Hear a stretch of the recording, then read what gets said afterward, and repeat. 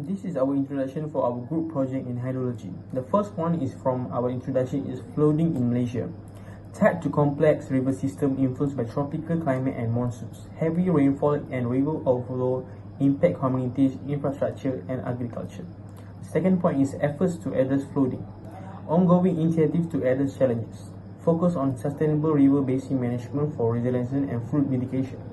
Importance of complete rainfall data. Hydrological research requires individual rainfall data. Missing data due to relocation, population growth, instrument failures, and calculation errors. Include complete rainfall records can impact hydrological and meteorological models. The fourth point is significance of rainfall data. Crucial of water and energy balance, agriculture planning, meteorology, and climatology, essential for runoff calculation, flood prediction, and engineering design and evolution. The fifth point is challenging in rainfall data collection.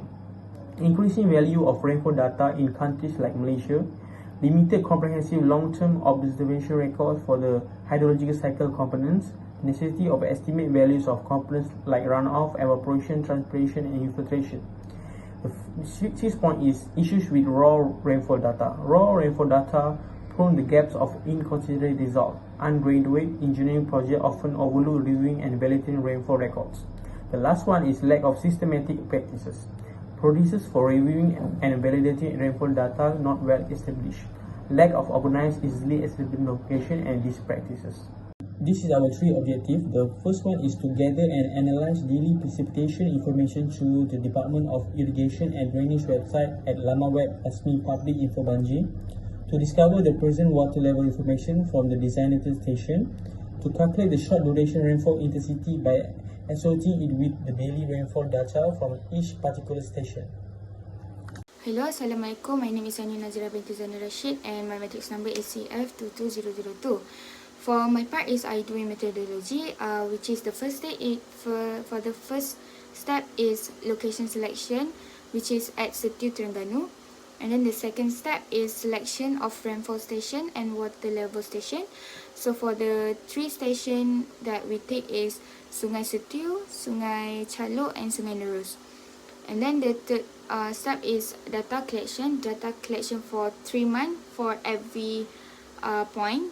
And then the fourth is data analysis. We will analyze all the data for the next step. Okay, on this slide, I'm telling you about the methods that we use for this project. So for the first method is isorial method, which is for graphical technique to estimate the average rainfall over an area. The second one is arithmetic mean method, which is to determine the central tendency of a set of the number. The third one is Thiessen polygon method, which is commonly for weighing the rain gauge of observation according to the area. The fourth one is cross-section method, which is cross-section method is of a solid can be used to calculate its volume, surface area, and other properties. And the fifth and the last one is terrain profile and gradient slope, which is for defined as the rise and fall of the terrain surface, also known as its indication or gradients.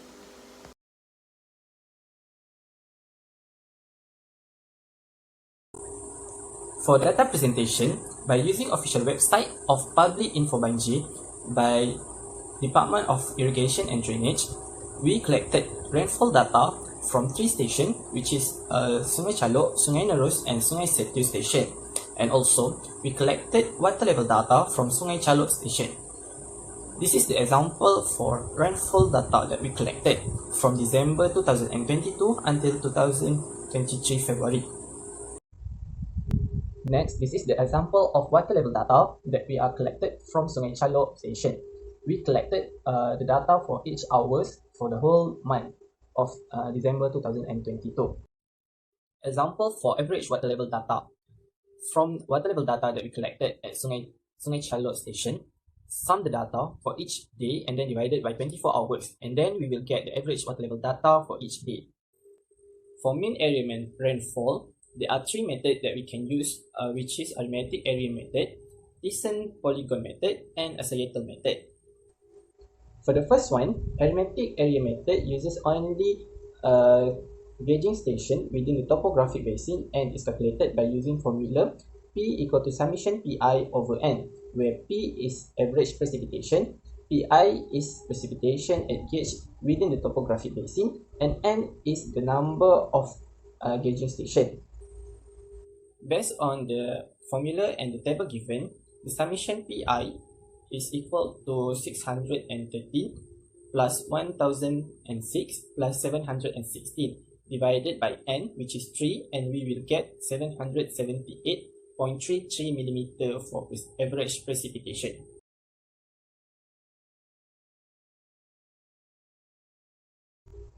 Next, for Thiessen polygon method, by drawing perpendicular bisector to straight line connecting between two rain gauge, we can determine the area for each polygon.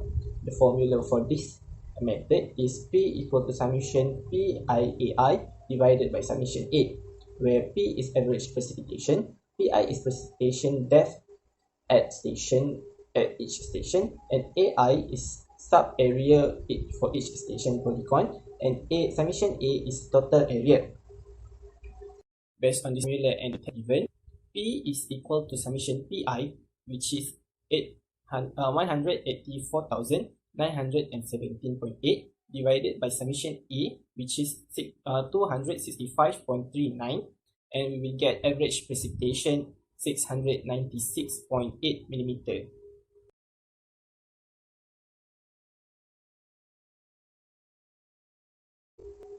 For the last one, a societal method. This method is based on the interpolation between gauge. First, plot the gauge location and record rainfall amount, and then an interpolation between gauges is performed, and rainfall amount at selected increment are plotted. For this method, the formula is the same for Thiessen polygon method, which is P equal to summation PIAI divided by summation of A, where P is average precipitation, Pi is average precipitation between two isohyet lines, AI is area between two isohyet lines, and summation A is total area. Based on this formula and the table given, P equal to summation PIAI, which is 4,631.73 divided by summation A, which is 354.11, and then we will get average precipitation is 13.03 millimeter. So we're moving on to the hydrograph part. So we have made 3 hydrograph for each station. So the first picture is the hydrograph of the first cross section at the Sungai Nerus. Second picture is hydrograph of second cross section at Sungai Setiu. And the last picture is a hydrograph of a third cross section at Sungai Chalok. So each of this hydrograph, it is about the discharge Q in unit of meter cube per second versus in time. So the x-axis for each hydrograph in all section, the time, which is the x-axis is for the time t. So we have made a 24, the interval in 24, since one day is equals to 24 hours. So the x-axis for time, we have made for the 24 interval. And for the y-axis for each hydrograph, it is a discharge Q. So the discharge Q is obtained from the rainfall table for each station. Moving on to the next part, which is the slope area method. So the cross section was created by dividing each of the 3 halves at this point. So in order to locate the discharge Q, so the following actions should be taken. So the first step is to find and obtain the slope over land surface, which is S, 158 minus with 90, and then divided by 978,011%, and it's equal to 0.014. And second is overland flow time, which is T0. So 1070.06097,801 will be divided with 30.0141, and it's divided by 5, and it's equal to 322.42 mean. And last one is the data. For the catchment area, we will obtain 265 kilometers square. And for the runoff coefficient, C, is equal to 0.40 for the grass cover, and the Houghton roughness will be equal to 0.045. For discussion, rainfall and water level data is obtained from the Public Info Banjir website, and 3 months of information from his 3 different stations at Terengganu is chosen. The arithmetic mean method given an average is 778.33 mm. A Soyada method give an average precipitation 13.08 mm. And Tyson polygon area method give an average precipitation is 265.39 km, and the average precipitation is 696.8 mm. And Sungai Nerus, Kapal Langkap, Sungai Setiu, Sungai Calo, and analysis of rain data rainfall collected from 1 December 2002 to February 28, 2003. For the conclusion, to investigate the factor that contribute to flooding in Malaysia. And second, data presented 50 mm of rainfall is expected at Sungai Nerus Kampung Langkap station on January 11, 2022. The total rainfall was 58.5 mm